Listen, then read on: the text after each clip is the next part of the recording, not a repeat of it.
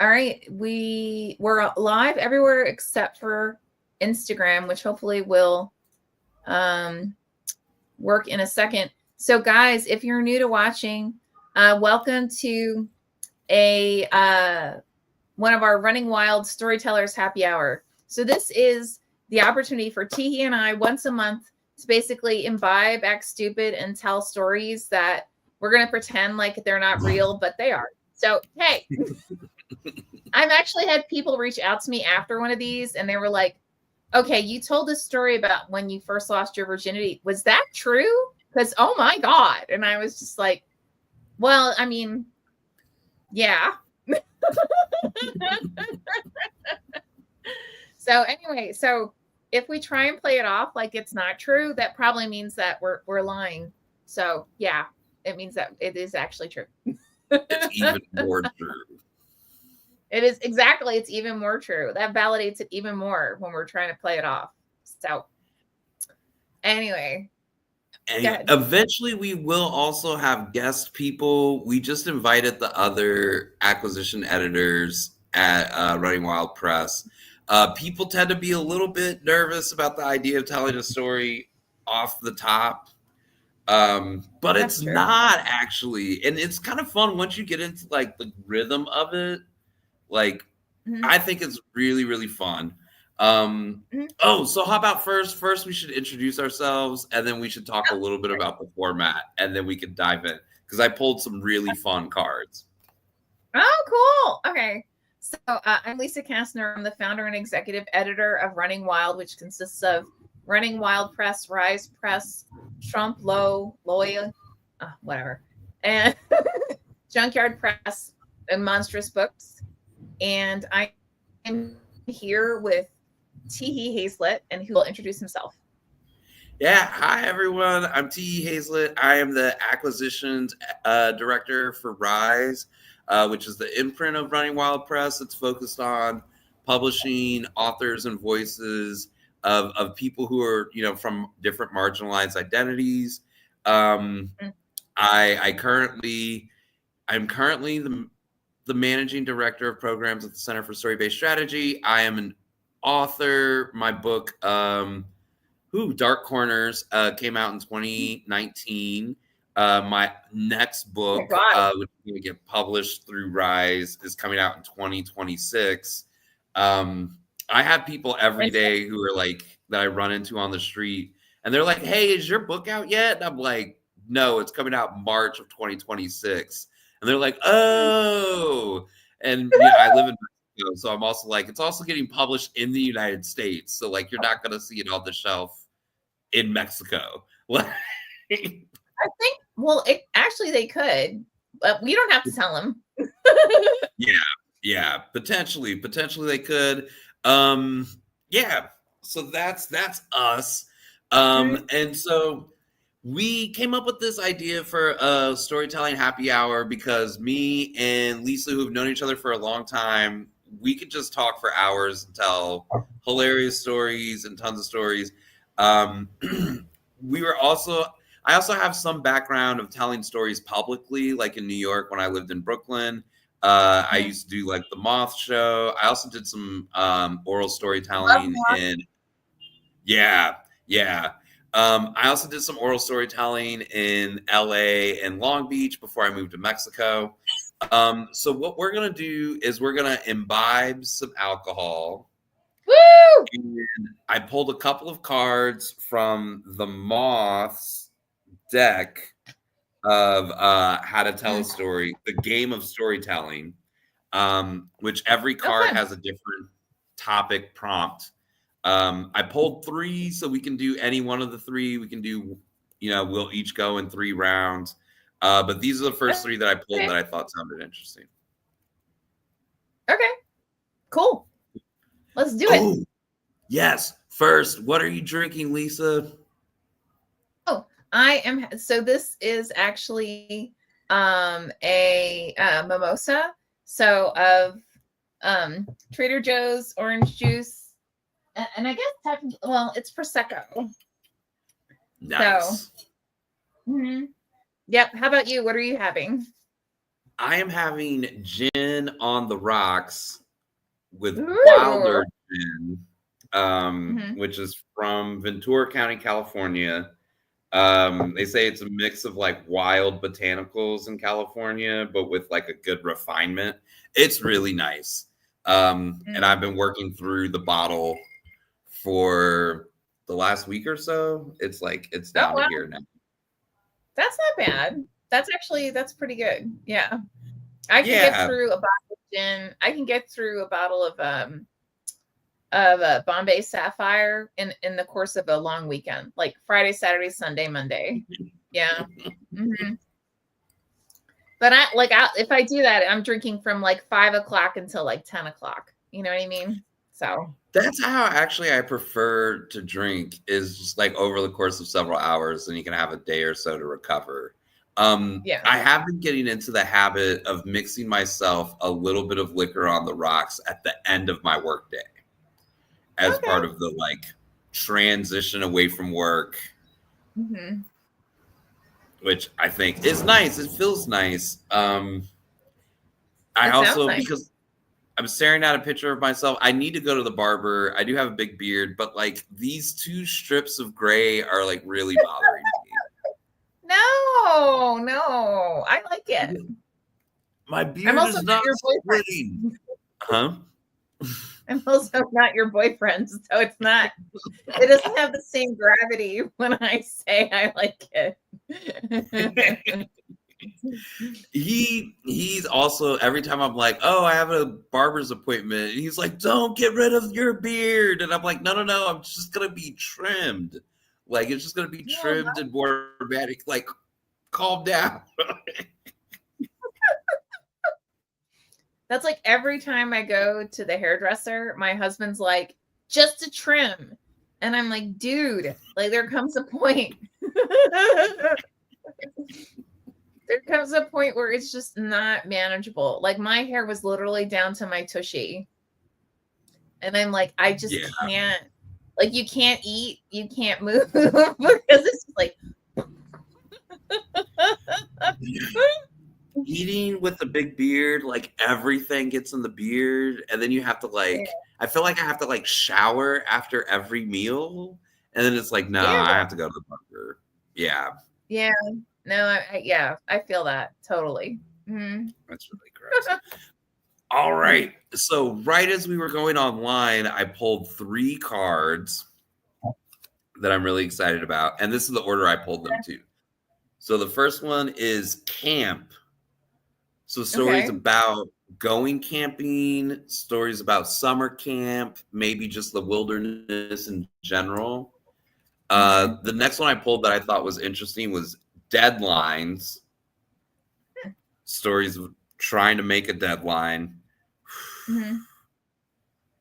I might have one, I might have a story, but I feel like my deadline trauma is like so deeply buried that it's gonna take a drink or two to unlatch the memory. Well, yeah. Okay. And then the last one is chemistry. Mm. Okay. I could do all three, and we have an hour, so it's not like, or however long we want. So Yeah. I need like maybe 1 minute to think about. Okay, I've been camping. Yeah, okay. all right. So then you do camping first, and then I'll do a camping, and then we'll do another one. Cool. Okay. So in undergrad, I took a creative nonfiction class, advanced creative nonfiction. Mhm. And what we had to do is we had only one subject that we had to write about the entire semester. And this was sort of the idea was like you pick something that you're unfamiliar with and get really immersed in it, and then write a series of essays about your immersion experience. So I had never been camping before. So I was like, oh, that's something. Like, let's put like the city kid in the wilderness and see what he does. So I had to interview lots of people who went camping. I went on several camping trips. And like so one I did with friends, I did a camping trip with family, and then I did one of these like sign up adventure hiking things where you're just paired with strangers, which is like, I think the worst kind of way to go camping. It With doesn't like people. sound good. Yeah. And I was like really hyped for it because like I had to buy all these like new clothes and like bought some camping gear. And so I like felt really, really good about it. And then I showed up and like how quickly this group, because it was a group of like 15 people, how quickly this group split on gender lines was so crazy. Like the Weird. women just never interacted with the men. And like I'm a gay queer person. I'm used to women in my life. I was raised by like a single mom and 3 sisters. So like as the women were clumping together with the women, I kept trying to go over there, and like they let me know through social cues that I don't belong there. And I was like, oh my God. Yeah. So we spent 3 days, like a long weekend, hiking through the Appalachian Mountains that I had to do with a bunch of straight guys. Oh, that's boring. Well, and they're constantly like trying to prove, especially for like hiking. Yeah. They're getting their manliness era fulfilled, like super rugged men of the men. And you're like, hell no. And I felt like it was this like queer fairy that was like stuck with them. So like, but like, and one thing I will say about men, I mostly don't enjoy the company of men, especially straight men. Yeah, straight men. Gay men, yes and no. It really depends on the kind of gay men. Some gay men are trash. Okay. But that's true of any gender. Yes. So, but I guess one thing that was interesting that I had to like get through was that like these guys, as like completely boneheaded and like not very intellectual and very stuck in their gender stereotypes, we're actually like really hell bent on getting to know every other man in the camping trip. So like, yeah, and in that like very rigidly male steeped thing. So like no one's talking about trauma, right? But people are like, they're like sharing stories from their lives and like previous camping trips. And like I think the most deep conversation we had ever got to was like our relationships with our fathers, and which they all had one and I did not. Oh yeah. Like I didn't really know my dad. Sorry, y'all. So I was like striking out left and right on like trying to relate and identify with these guys. But then we also had to sleep in a big tent together. Oh, okay. Which is weird. So you all, and it was in February that we were doing this hike. So like the whole point was to see frozen waterfalls, which is a beautiful thing to see. That sounds amazing. Yeah. Yeah, I would recommend it. It's cold as shit. And like camping in that. So like we had these giant tents for like 7 guys to sleep in, and we all had to like spoon for warmth or we would die. Oh God. Oh my God. And my gay friends were like, you must have been in heaven. All these like sweaty straight men, and they're all like holding you as you go to sleep. But no, it was my worst nightmare. It was my worst nightmare. And I did make a genuine attempt to like open up, and they were very gracious about how every single aspect of my life has no direct parallel to their life experience. Because they were also all white and they were majority from like the rural South. Wow. Oh my God. Wow. Okay. So I feel like you need to like write that up and send it to Ryan Coogler so he can then make a horror movie out of it. Like that would be amazing. Right? Like screw sinners, man. You do like campers. Because you're also out in the wilderness by yourself. Totally. Yeah. Oh my God, that would be amazing. I didn't poop for 3 days because I was too. Oh my God. I bet. Like, that's just no. No. Absolutely not. Yeah. Oh my God. So, okay. So I also am a city child, right? I grew up in Camden City, which is right across the river from Philadelphia. And like, you just like camping wasn't like a thing, right? Like, I mean, I grew up on all the mythology, well, all mythology, because I just thought it was cool. But like, in the Pine Barrens is, the Jersey Devil, right? So I'm not that I was like, oh my God, the Jersey Devil, but it was kind of like, why do I want to spend more than 24 hours out in the wilderness so that I smell and like I'm cold and I have no running water? Like, I was like, I would rather like can we go to Blockbuster Video and just rent a bunch of movies and eat popcorn and order Domino's? Like, that was me, right? That as a kid, right? Actually, and like till like I've never been skinny in my entire life. And there came a point where I had an agent like for acting, and he was like, okay, you need to, you've got to lose weight, right? Like, we can get you gigs, but for your stereotype, right, with the ultra white of white with red hair, girl, like all the gigs are going to, you've got to have like a model's body. And I remember I got down, I'm 5'7". I got down to I had to negotiate with him. He wanted me to get down to 120. And I was like, all right, how about 135? Right. And so he was like, well, okay, fine. So I just to elaborate on that point. So I got down to 135, and I had to let him know when I did. I was so happy. My celebration was to get Domino's. Like, I'm not kidding. I was so hungry from like weeks of starving myself and like working out and just basically eating like pasta with like just red sauce, meaning more like tomato paste, basically, that's been watered down with some like spices. I was so hungry that my go-to was like, I those. So I was basically 135 in my entire life for like half a day, in essence. And of course, I didn't tell him like, oh, I may have just gained 2 pounds because I just scarfed down an entire double cheese pizza by myself.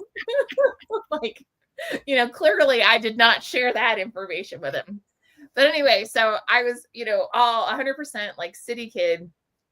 And I went through public school up until high school. And then high school, I went to a private school, which my husband and I call Quaker school, because it's a school that's based along kind of like Catholic school, right? So that's Quaker school. And if anyone doesn't know what Quakerism is, just go look it up. Or you can message me and I'll chat GPT it and I'll send you a bunch of links. Okay, so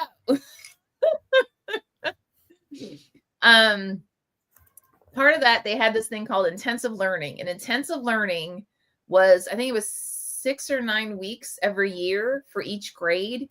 And it had a different theme each time, right? So I want to say it was either our freshman or sophomore year. Part of it, not even the whole time, but part of it was we had to go camping. Now, it was camp, and it was intended to be like a team building thing, right? Now, I got to tell you, it must have been traumatizing because I don't remember shit. Like, all I remember, I just remember at first thinking, oh, this should be cool, I guess, because like I've never done anything like this before, right? And then like we get there and it's a bunch of cabins, and they had those bed pads that they like roll up and that like they'll roll them out. So I always had at least a twin bed, and this was the equivalent of a single. So I was like, you want my hiney to make sleep on that? Like, I don't know that I can fit on that. Like, I think that's made for a kindergartner. That is not made for a 13-year-old, right? Like, no, no, no. And I know there were team building things associated, but yeah, I was just like so like freaked out. Like, oh my God, you want me to do what? That I just remember that was another one that part of it was they like, and it wasn't like real camping where like you like cook on open fire or anything. Like it was like, I mean, it was a good blend. I think they acknowledged the fact they had a bunch of city kids in our class, because our class was only 29 people. Like we were tiny, Mm-hmm. but a lot of us were scholarship kids, including myself. So, and we were all from Camden because they were doing this big push to like take the super smart kids from the inner city and then, give them a great education, and then in theory, we would go back and do something stellar and not be a bunch of delinquents. I have no idea, whatever. Anyway, but there's this thing I've noticed that anything that's like it's outdoors ish and it's like cabin based, they always have a salad bar. Like, I don't know, right? And all I remember is I was like, for me, I was so traumatized. I would celebrate whenever we actually had to eat dinner because like the food itself was meh, but meaning like the main course or but the salad bar, I could get my macaroni salad on. I could get my potato salad on. Like I just like piled on like the most caloric comfort foodie. Probably horrific for you in every single way, with like a little tiny bit of a salad, with it. And I remember when I got home, and I remember like the first time I laid in my bed, I was just so thankful it was my bed. It was just like, oh my God, I'm in heaven. Like I could feel like my whole body just like, So that's my non-camping story. I feel like just how we both are not outdoorsy people, I do have a love/addiction for just terrible for you food.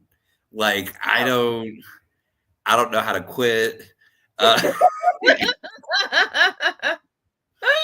But I try to wean myself. Like I have successfully not eaten McDonald's for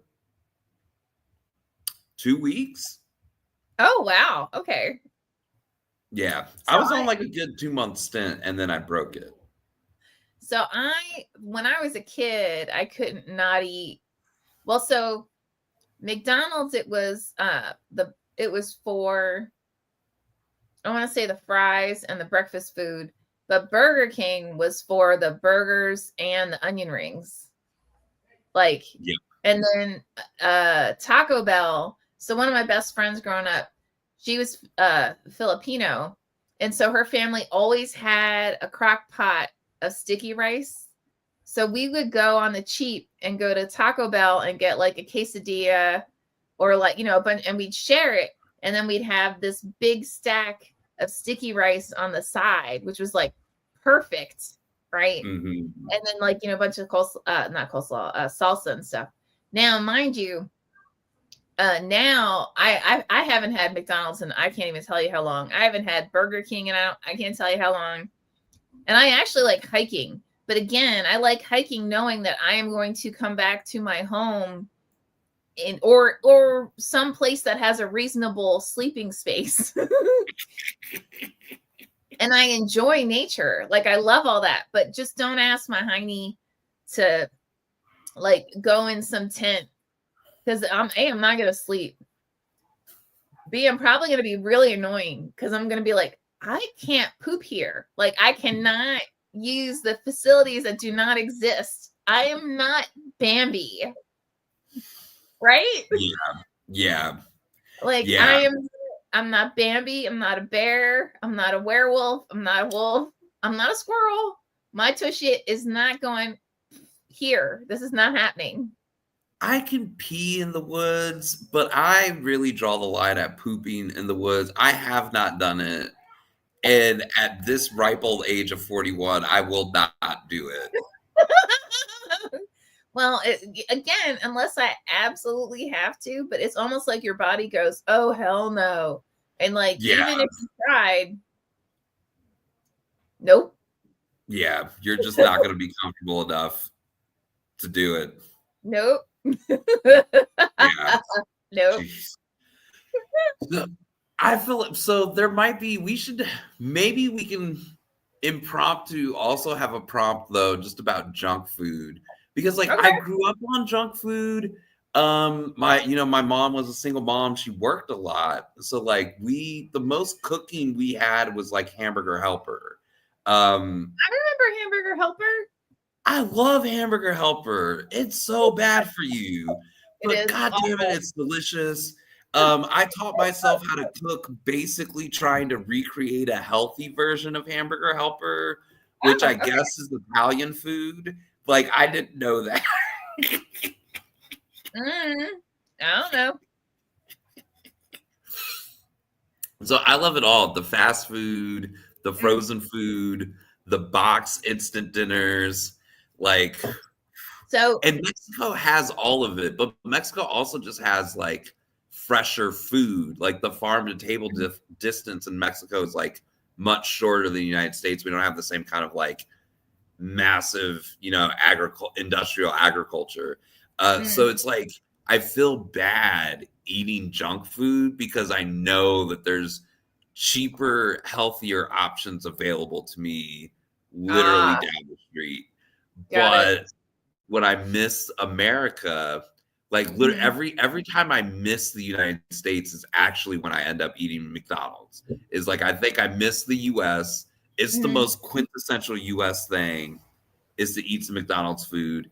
And also like quintessentially like the United States, I regret it instantly. I was Like gonna say, you're like, no, why did I do this to myself? before I even finish the quarter pounder with cheese, I'm like, this was a mistake. Now, the fast food. So growing up, it was like McDonald's and Burger King and Taco Bell and then I mean, honestly, I've always been in some kind of public role. So that there's always been an expectation for me to be, small. And I've never been small. Like right now I'm a size 10, which is like a medium large. I usually wear extra large just because I think it's a lot more comfortable, or I know it is a lot more comfortable for me. But growing up, I think the smallest I was like maybe a size 12, something like that. And because so much of like, and this will sound counterintuitive, but like, if you disagree, it's all good. But when you're growing up and you don't have any money, the easiest way to get comfort is to go to a place like McDonald's and get your pancake breakfast on, right? McDonald's breakfast is amazing. Right? Amazing. And it's only as I got older, and I remember seeing articles about this as I was getting older, and I was able to earn a wage that so just for context. So my father had been a radio personality, and way before I was born, he was working an overnight shift, and he said fuck on the air, right? And this was when you could get blackballed for it. And the station owner happened to be there when he did it. And he was like, do you know what you did? And my father at the time, he didn't realize the mic was hot. That just means the mic was on. And, when the owner came by and said that, he was like, oh my God, then he knew.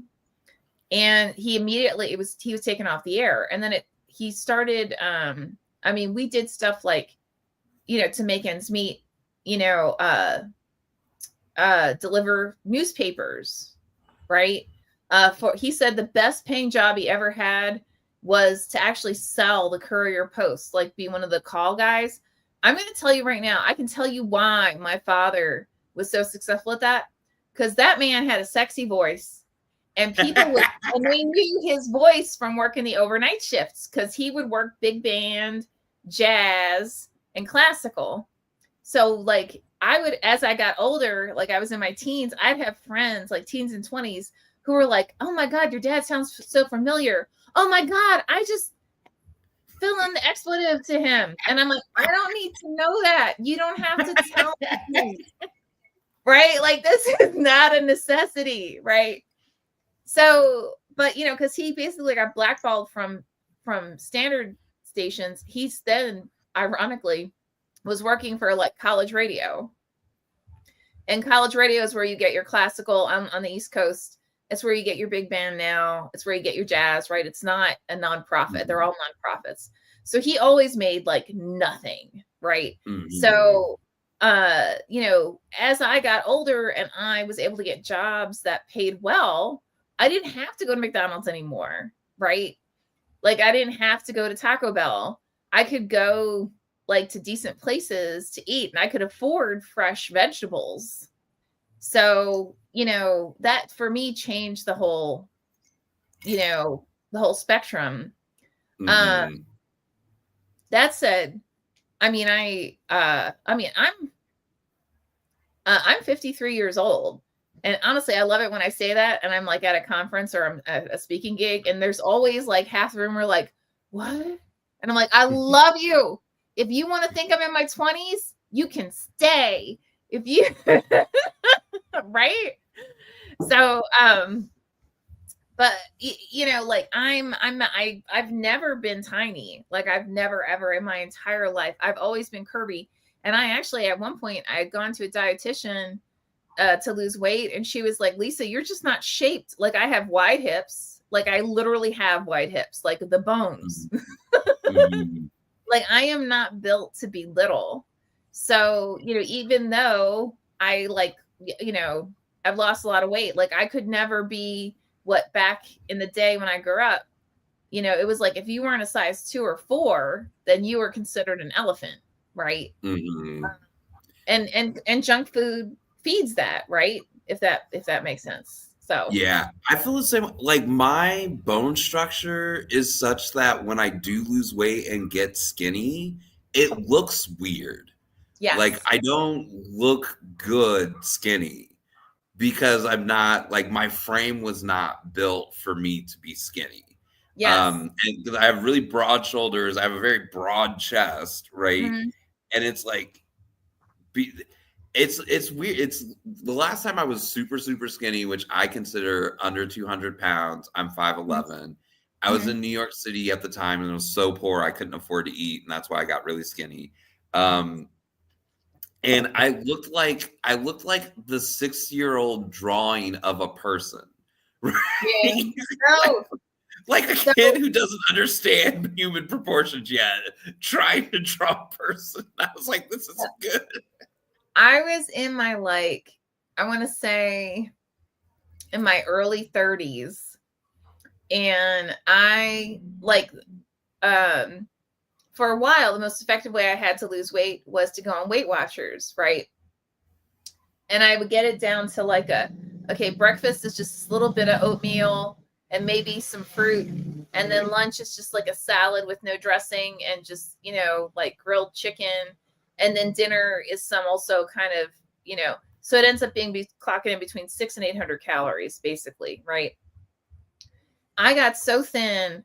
I was at like a writer's thing, and a friend of mine, I had a suit on.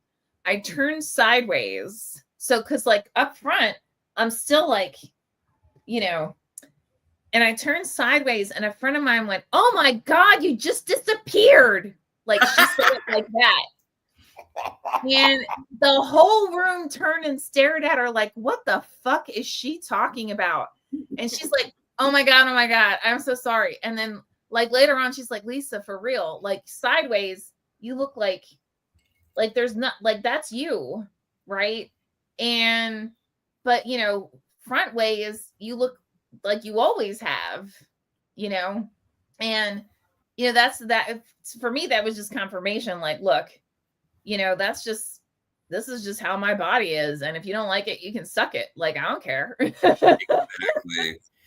I'm one of the things that, like, I don't know how, like, around my teenage years, because, like, I guess that's when people really, really start to get, that's when I was starting to get really self-conscious. That was like the time I tried like an Atkins diet with like my best friend in high school. And like I remember this because we talked about this on the last call, but like I was also seriously on the phone as a teenager throughout like the 90s. As we were. I mean, come on. Yeah, everybody was on the phone all the time. Totally. But I remember this conversation that I was like, I am so lazy that I would rather do the mental, emotional work to be fine with my body as a large size person than to do the physical exercise required to get me to some conventional body standard. Like, because I could just sit down or lay down on a couch and like go through all the emotional processing to be okay with being fat. And that's like less work than working out. Now, so I remember when I became like comfortable with my body, and I was like 14 years old, and so I have really bad scarring on my body. I mean, like really, really bad. And it's because when I was 9, I literally died on the operating table, and they had to do so many surgeries to try and get rid of all the infection that I ended up, and I'm a natural redhead, so I keloid really bad, right? Well, not all the time, but yeah. So my scars would be like that thick, wide, and they would protrude like that. But it was down from like here to right above my pubic area, and it was indented. So like if I was lying down, it looked like that. So growing up, I would never undress in front of anybody, all that kind of stuff. But because of the way the scarring was, if I wore jeans or any kind of pants, it would go like that. It, like if I tucked my shirt in, and I would get, just terrorized by other kids. And there was one day, I had a really, I was just like completely ostracized. And I went home and I was like, you know what? I can't do anything about this. Like even if I got down, even if I was like a size, if I weighed 100 pounds, that's going to be there, right? Like it doesn't matter. So I was like, you know what? Fuck them. Like I like me, and I went through the whole mental, like, am I an asshole? Do I, like, why am I being so terrorized? And it was like, you know what? I'm good with me. Now, mind you, me being comfortable with me is very different than knowing that a partner would be comfortable with me. So like my first boyfriend was until I was like 17. Which, go on, sorry. No, I was gonna say there are tons of people who are like, that's bullshit. And I'm like, no, I was the super nerd. Like I was in the top 99 whatever percent, 1 percentile, whatever. Anyway, I was old. My weight fluctuated violently. I was an actual introvert, and I really was terrorized basically from actually as long as I can remember. And it came down to if I bought it or not, right? Like if I would actually buy into whatever was being said to me, which I didn't because I knew better, right? But that doesn't mean that boys were like, oh, look, she's smart. She loves herself. It's all good. They were kind of like, well, I don't know that I want to play that because then I'm going to be ostracized, right? Then I'm going to be put in that box over there. And I don't want to do that, So anyway, sorry, you were saying. It's interesting because so once I got to be an adult, it was like I was really good and have been really good with my body and like my body image. for almost all of my adult life. There was one breakup that put me in a spiral for about a couple years, and then I'm good. I'm back to being good. Okay. But Okay. I also didn't realize, like, it never occurred to me that, like, because I was like, people, whoever I dated, they're gonna want to date me, but like for other reasons, like the first guy that I dated, I went for him because as like just an ego person, I knew I was more attractive. And I was like, for my first relationship, I Mm-hmm. want to be the hot one. And like later on in life, maybe I'll be okay not being the hot one, but like I Yeah. want to be the hot one. Mm-hmm. And this guy was also a man of size. And it wasn't until when we broke up that I realized that he had like so much body issues about being large. And I was like, "Oh my god, this was a ghost that was hovering over our relationship the entire 3-year relationship that I just like didn't know because like I don't feel that way about myself, right? And so Mm-hmm. like I wasn't good at detecting that in someone else either.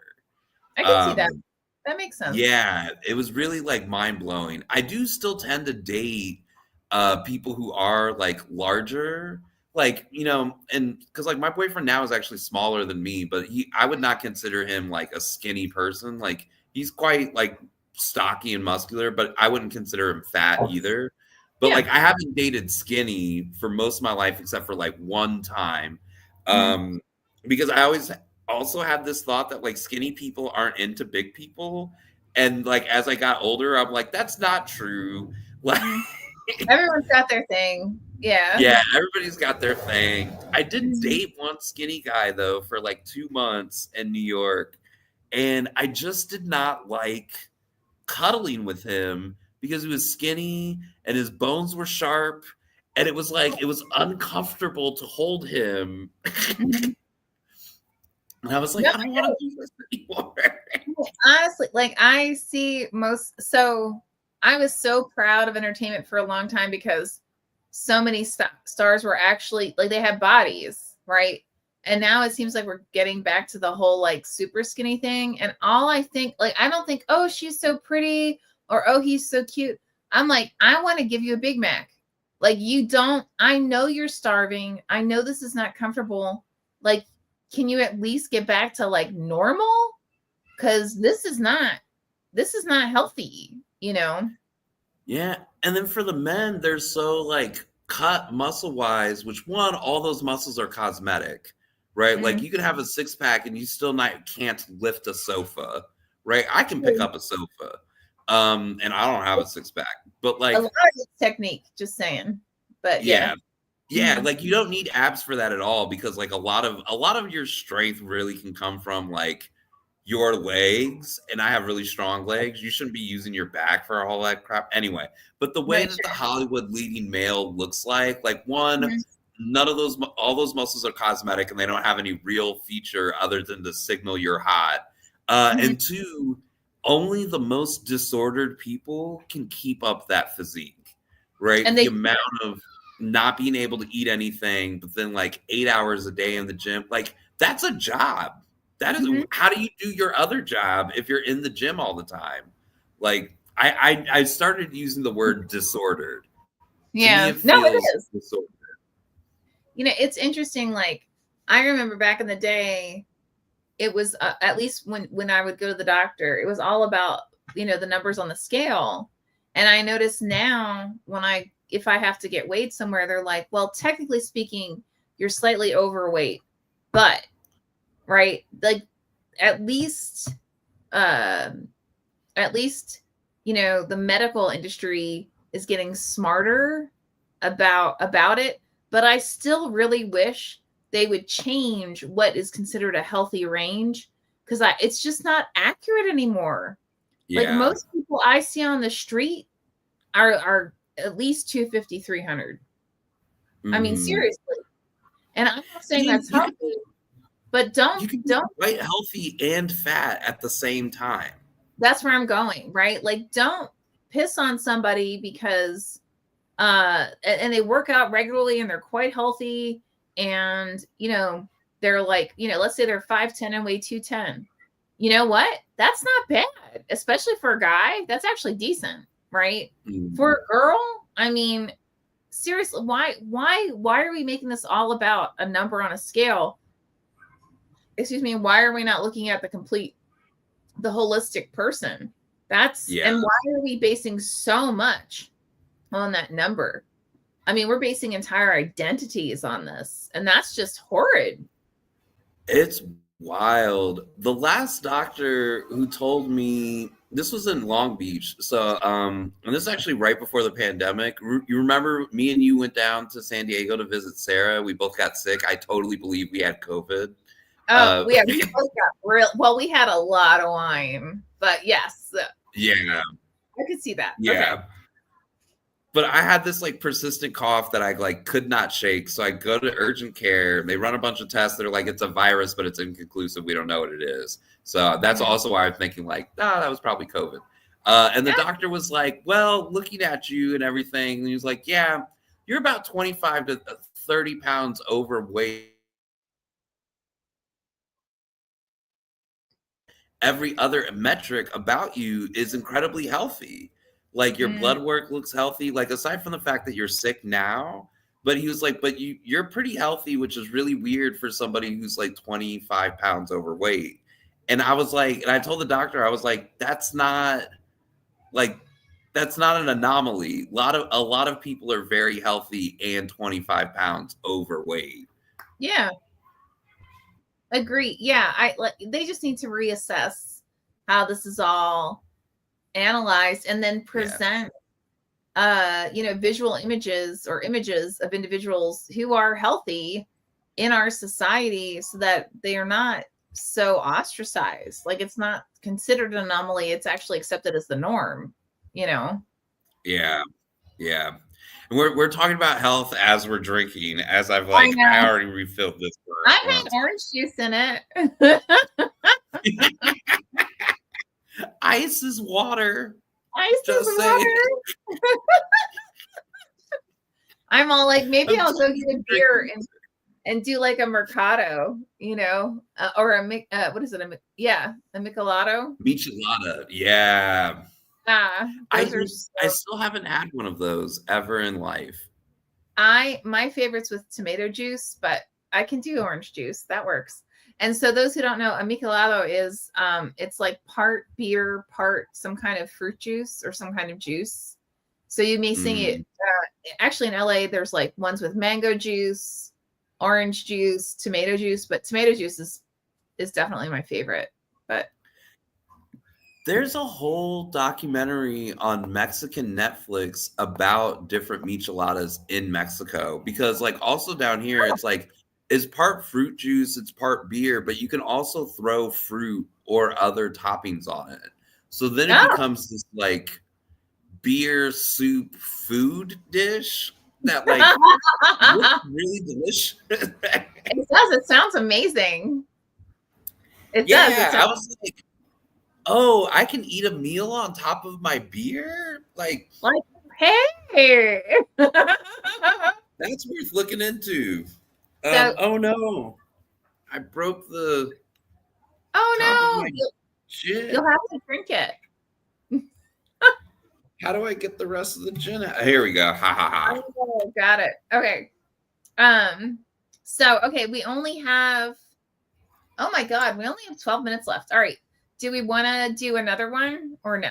What do you think? Yeah, we had deadline, we had chemistry. Do I have a deadline story? Nothing's coming up. No? Do you want to do a chemistry one? Yeah, chemistry. Okay.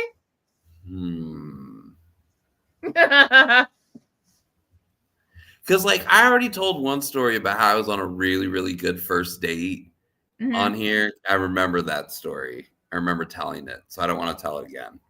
I can tell that. So my husband and I actually met on, so there's actually a like a free online, like a mobile app, but it's not just for like dating, it's for like, meeting new friends and stuff.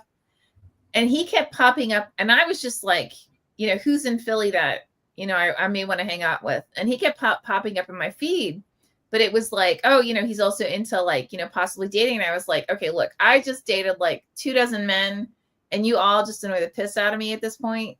Like, I can't deal. So no, right. Like I kept being like, no, no, no, no. And he just kept showing up over and over again. So it's like, okay, look, fine. We'll hang out, but just as friends. And he was like, yeah, sure. Whatever. Oh my God. The first time I saw this man, I was like, Jesus Christ, you are the most gorgeous man I've ever seen in my entire life. Oh my God. This is so not fair. And we literally, like, we just hung out. I mean, again, as friends, hung out in this cafe. We closed the cafe. They actually gave us all their, like, day old, like, bruschetta and like bagels and like you name it. And so like we're walking, we're gonna go hang out in Rittenhouse Square, and I hand it to I give it to some homeless people, and he just looked at me like, oh my God, right? And I was like, okay. And then later on, I mean, we both came up very Quaker school, which again, look it up, you'll understand what I'm talking about. And I mean, we just were like inseparable, like again, as friends forever. So then, like, I think like a couple weeks later we kiss, and like, immediately we're a couple. But like now what's interesting is, like when we're apart, we're fine when we're apart because he's a traveling musician and a producer. So I'm used to him not being, or, having to work a lot, not home. And, but when he's home, it's almost like our entire beings go, because the minute we lay down, we will lay down in bed. We will put up something on Netflix or whatever. And the second we touch, we're asleep within like 2 minutes. I mean, like and then we'll wake up like curled up to, into one another. And every time he's like, okay, we are going to watch blah, blah, blah. And I'm like, all right, and I mean, we may not even be tired, but it's just the fact that we're like, together, our bodies just go, and we're out. Like, and this will go on for weeks, so anyway, so that's that kind of like that comfort, where, you're in a safe place kind of chemistry. So, yeah. I super identify with that. My current boyfriend is the best cuddle partner I think I've ever had in my life. He recently had to go out of town because he had a death in the family. So I was like a week sleeping in this bed by myself, and I slept like crap. And I was like, oh crap. Like, you were like, when I have to travel for work, it's different because you're in a new bed, you're in a new environment. So like, you're not really going to be sleeping, that great. But in your own home, in your own bed, you can't sleep because someone's not there. I was like, oh shit, that is a sign. But speaking about chemistry, so my story is about how I met my second boyfriend. Okay. This is and I swear to God, this is true. But so I was living in New York. I was on my way to see Da Chen read at like a Barnes and Noble in like uptown Manhattan, but I live in Brooklyn.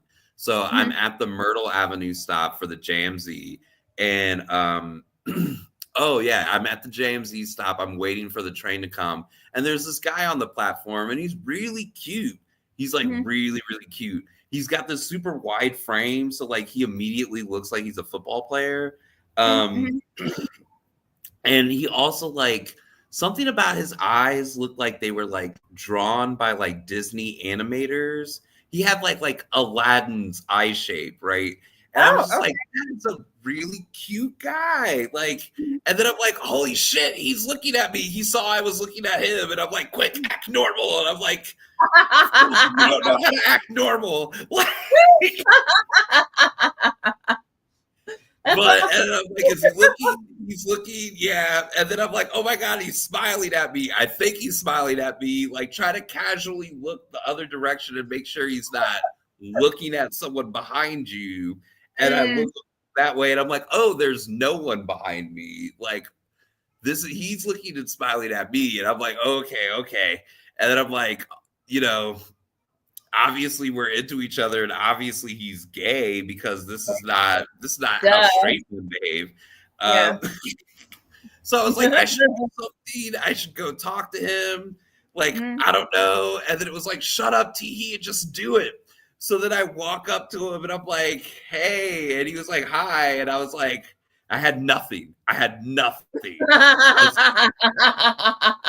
was like, this man's face looked like Disney drew it. Like he looks.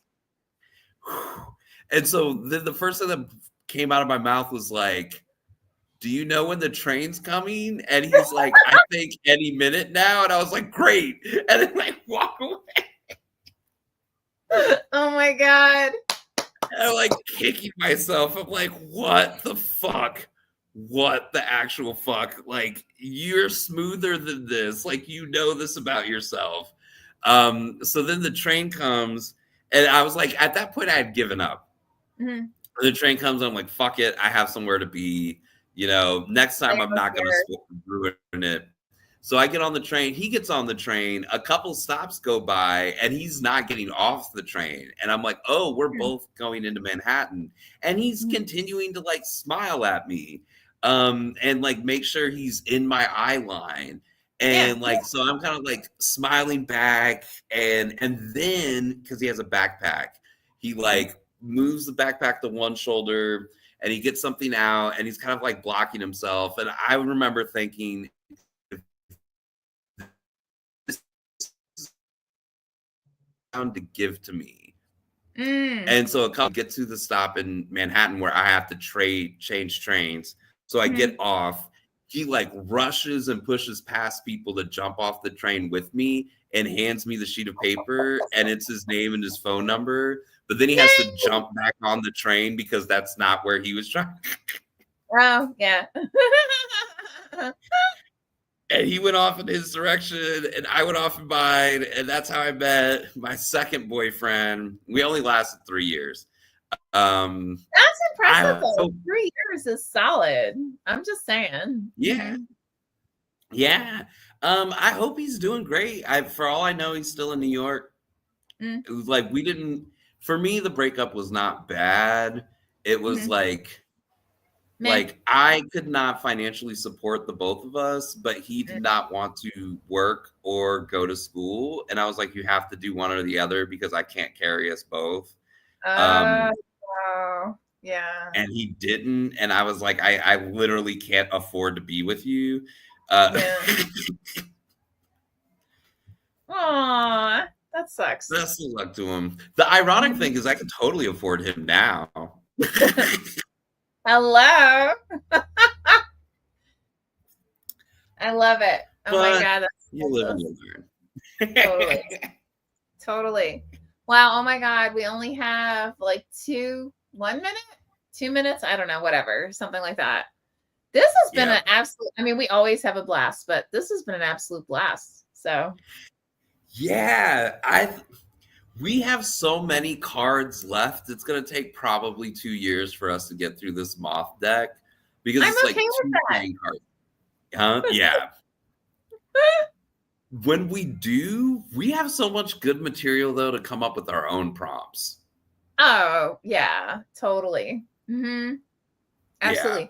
And by the way, if anyone's watching and you're like, I've got an idea, toss it into the comments section and we'll do our best to use it in the next iteration. So. Yep. Yeah, totally. Awesome. Cool. Yay. Yay. Well, thank you everyone who's joined us and anyone who is watching the recording. As always, we love you guys and we will see you next month. Awesome. Yep. Bye-bye.